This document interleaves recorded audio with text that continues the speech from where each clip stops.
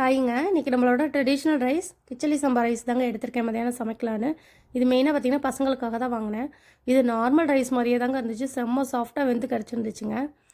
பசங்க பார்த்திங்கன்னா red rice brown ரைஸ்லாம் சாப்பிட மாட்டேங்கிறாங்க. ஸோ அவங்களுக்காக தான் வாங்கினேன். ஆல்ரெடி தூயமல்லி ரைஸ் நான் வீடியோ போட்டிருக்கேங்க. அதுவுமே இப்போ ஸ்டாக் இல்லாதனால இந்த ரைஸ் ட்ரை பண்ணலான்னு வாங்கியிருக்கேங்க. இதில் வந்து 1 டம்ளர் நான் எடுத்துக்கிட்டேங்க. நல்லா வாஷ் பண்ணிவிட்டு இதை நான் 1 மணி நேரம் ஊற வச்சுட்டு அப்போ தாங்க சமைச்சேன்.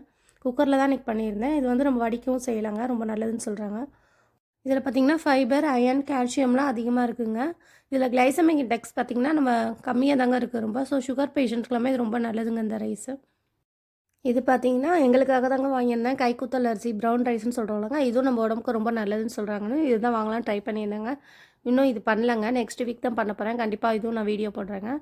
இப்போ வந்து இந்த ரைஸை வந்து நான் குக்கரில் வச்சு ஒரு விசில் வந்தோடனே 10 நிமிஷம் சிம் பண்ணி எடுத்துக்கிட்டேங்க. நல்லாவே வெந்து கிடச்சிருந்துச்சுங்க. உங்களுக்கு பார்த்தீங்கன்னாலும் தெரியும் அவ்வளோ சாஃப்டாக இருந்துச்சுங்க. டேஸ்ட்டுமே நார்மல் ரைஸ் மாதிரியே தாங்க இருந்துச்சு. நம்ம நார்மல் ரைஸ் கொஞ்சம் மெலிசாக இருக்கும். இது கொஞ்சம் சைஸ் கொஞ்சம் பெருசாக இருந்த மாதிரி இருந்துச்சுங்க. மற்றபடி நார்மல் ரைஸ் மாதிரியே தாங்க இருந்துச்சு. ஒரு டிஃப்ரென்ஸுமே இல்லை. நம்ம நெக்ஸ்ட் வீடியோவில் பார்க்கலாங்க. பாய்ங்க.